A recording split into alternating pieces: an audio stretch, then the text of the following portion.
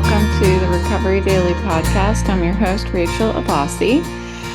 I'm a grateful recovering alcoholic and stroke survivor. I just woke up from a nap, which happens frequently around here as far as me recording right afterwards. Um, oh, my head is just really suffering from all of this stress and everything. I don't know. I really need to I need to like center myself and get back to my own self-care. And so this will be an adventure for us over the next 20 days where I get to figure out how to manage taking care of myself and also packing the house in 20 days. So I'm not concerned about it. Some of you might be wondering, what about your husband? Why is he not packing? He is packing. But he also has a full-time job and I don't. And so if I can find that happy place where I'm doing the work around the house to get the house packed, but also taking care of myself, then I feel like I'll be able to get a lot of stuff done around here. Um, so today's topic is, in my meetings this morning was about love, which we love to talk about love. And, also, like the St. Francis prayer came up as a part of that meeting where we seek to love rather than to be loved. And so I wanted to talk a little bit about the St. Francis prayer, which I've done before, but I haven't talked about that in a long time. And just being able to be of service and not be intolerant of other people and the freedom that comes with making those decisions between, understanding than to be understood. It's that prayer has really made a gigantic impact on my recovery. It has told me that what I need to focus on in my life is what I can give, not what I can get. And when when I was drinking, I really didn't I didn't realize what I was doing, that I was walking around trying to see what I can get. I'm hesitant because those of you who know me, say my kids, for example, know that I would always, right, if there was one cookie left, I would split the cookie and give two halves to my kids and I would get none, or if I really wanted to do something, but I only had time to help my kids get to wherever they needed to go, then that's what I would do. Like I was always being of service to my kids. And I was never really putting myself first. But when I think back, like with through the lens of my program, I can see that a lot of the emotional problems that I was having, like the depression and the anxiety, I hope this comes out right. It wasn't from what I was doing, it was from what I was feeling. So I may have been putting my kids first, putting others first, but I was doing it so much that I was not taking a moment for self-care. And I was telling myself that.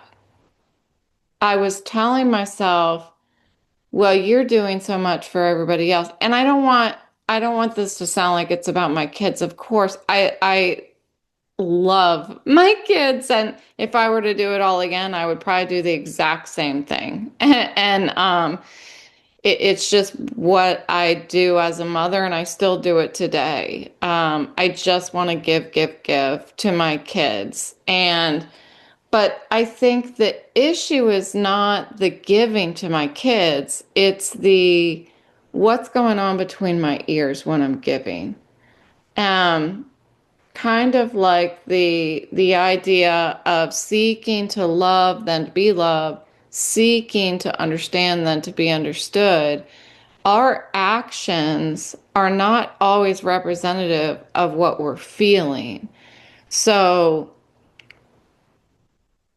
using the steps of my program, it has helped me to to align my intentions with my actions, to align my desires with my actions, and not feel sorry for myself while I'm doing something for somebody else. And at this point, I'm not talking about taking care of my kids. So, like, fast forward to when I was in my career, or just trying to help a friend out or something like that.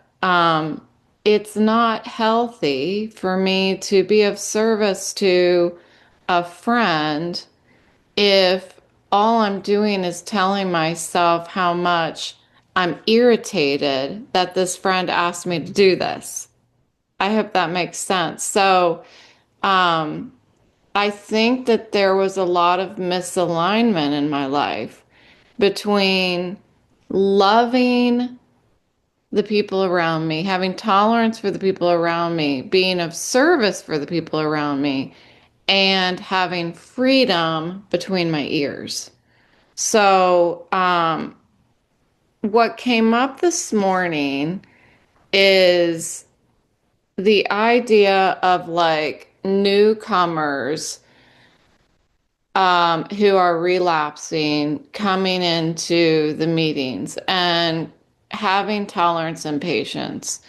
And I felt like it was important for me to admit that there are times when we'll have a newcomer who is just not willing and not open. Yet they keep coming to the meetings thinking that the meetings themselves are going to get them sober. Or having somebody come to our meetings because it's been a court ordered, but they're not really present. They're not even listening to become a better person or to even consider stopping drinking.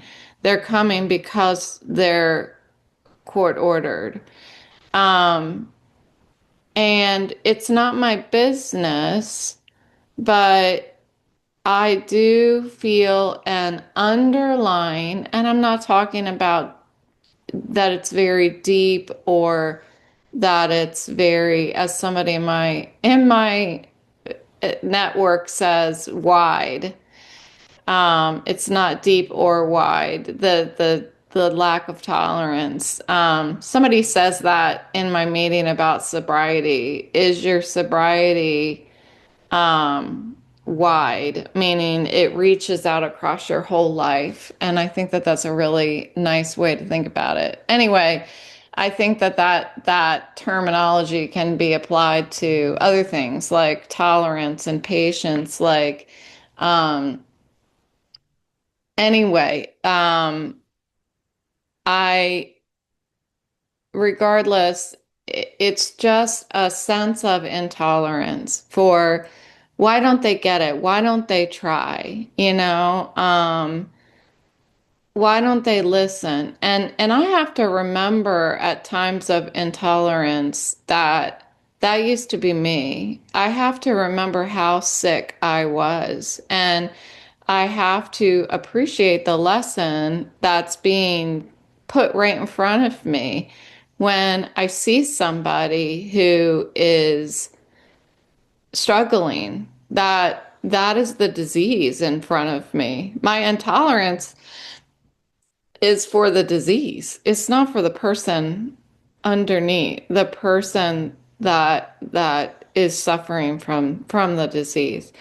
So when I remember that, it breaks me away from like that self-centered intolerance and impatience. Um, so another thing that came up this morning was about prayer and desire. So I talked a little bit about desire already, but something that came up is something I've been thinking about for a long time, for years. And what it is that when we pray, my understand, like my feeling about prayer is when I pray, if I'm sharing with God what is in my heart, then or I'm praying for something, which you guys know I've been very very hesitant, I guess, to pray and ask for something in my prayers. But anyway, this idea of praying. If I'm expressing something to God, I feel like that out loud spoken desire is what helps connect me more deeply to that desire, which moves me closer to living it. That self-awareness grows when I get on my knees before I go to bed and I pray. Um, that honesty, that humbleness, when I take a moment each day to get humble and honest and self-aware, and I communicate that stuff. Now, I don't say my prayers out loud, but I am putting words to my what's in my heart when I pray. And I think like in my head I'm putting words to it. And when I do that, I feel like it deepens the motivation to take the action to move closer to that desire. I feel like it creates this commitment to that desire that I didn't exactly have before I put words to it.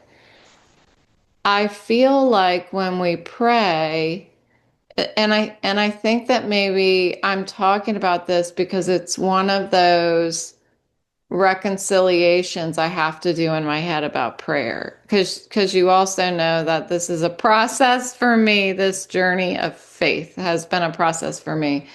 And I, for quite some time, have thought, if I pray for something and it happens in my life, I always felt like, well, it's not happening because all of a sudden it is being gifted to me by some higher power. This is what I thought.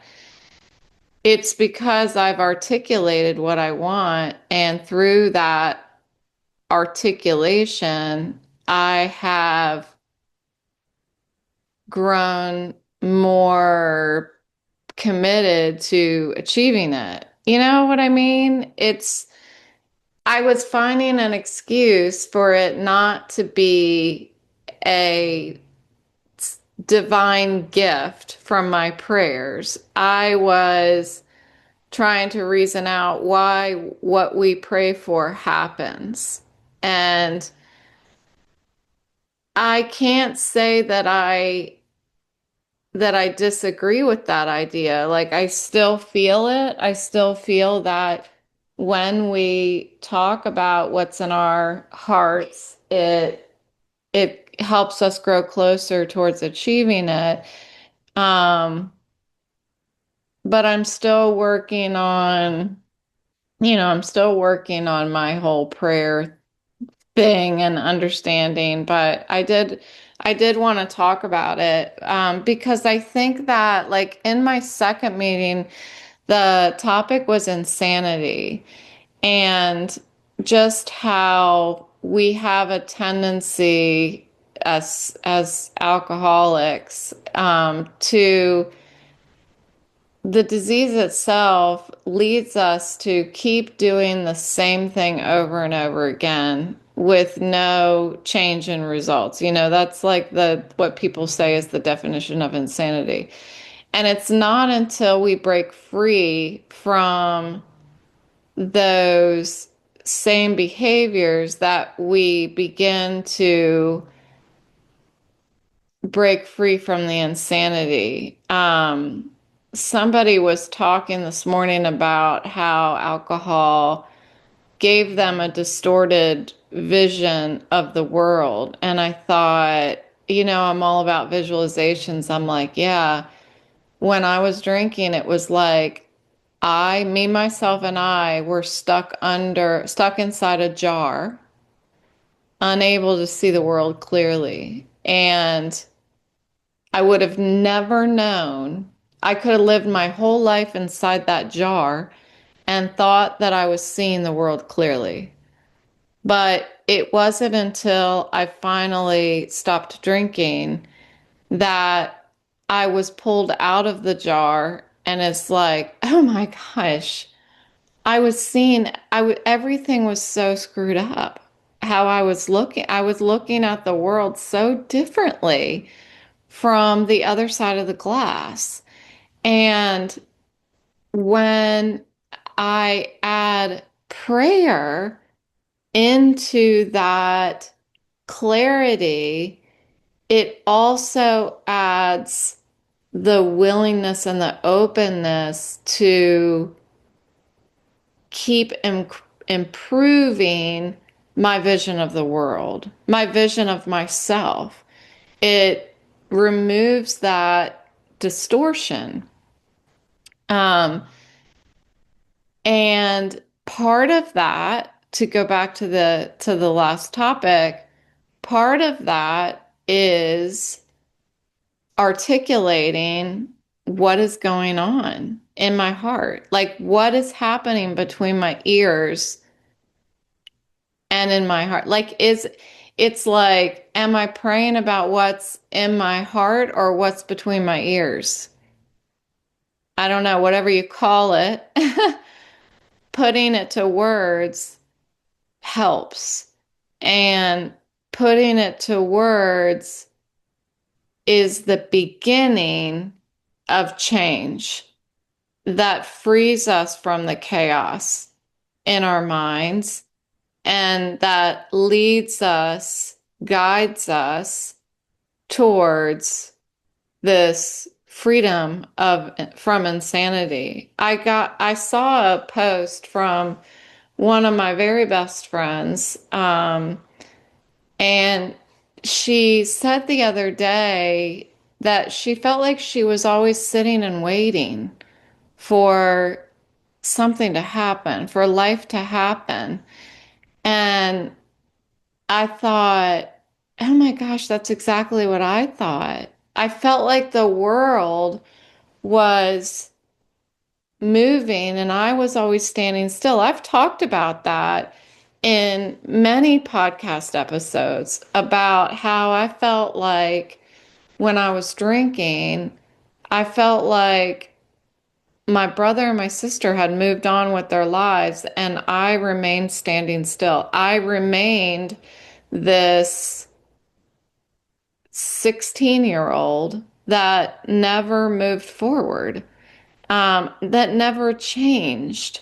And today, I feel like that change has just, I have been thrust into an entire new world. I don't even feel like the same person. It's hard for me to even look back at my life and be like, yeah, that was me, because I have, I don't so much have shame.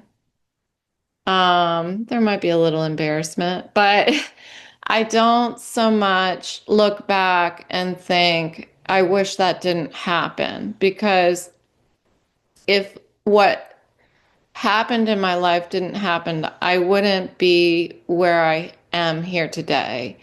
And being able to live with that awareness is okay. And I've learned to have gratitude about it. And so today I know that the answer is to continue to practice this self-awareness through talking, through prayer, through listening, through meditation, through service, helping other people. And when I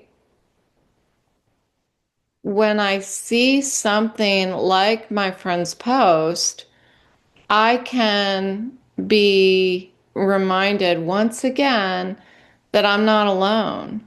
And I can welcome change, and I can welcome guidance. And that guidance is, you never know where it's going to come from.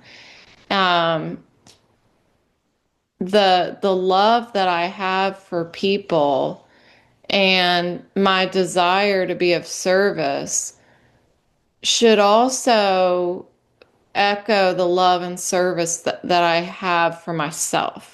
You know, that I need to create a foundation of self-care and love for myself in order to be able to ripple that out to other people and share it, live gratefully in my relationships. And all of that then is the foundation of freedom in my life. I have to work at it every day. I have to do it every day. Um, so that's what I had. That's what I had for you today. It's pretty funny when I start an episode where I just woke up, and by the end of the episode, I'm totally awake. It's a nice way to wake up. Um, Even though it feels like groggy, like my head doesn't feel as terrible as it did when I first hit record. So that's cool. I think, and I'd be interested to know if other folks with a vestibular disorder, or stroke have the same issue where you like wake up and it takes time for, it feels like I need the blood to start pumping through my brain again or something. Um, it's like, I would say, when you have a cold, okay? When you have a cold and when you wake up in the morning, everything's all dried up, like in your nose. And that's what it feels. And it's like, it's uncomfortable because you need everything to be moist inside your nose parts. And after like a half an hour or so, things start moving around again and you're able to finally like blow your nose and stuff. That's what my brain feels like when I wake up. Every time I wake up, it's like everything has hardened and it doesn't feel good. Like my head hurts a little more than it does throughout the day. And it's like everything needs to moisten up. The gears need to be moistened up so that I can get comfortable and start thinking and moving again. That's exactly what it feels like. So, yay me, I was able to find a comparison. So, okay, with that yummy comparison to a hardened up nose that has a cold, I'm going to leave you with that. So thanks for listening today, and I will talk to you again tomorrow.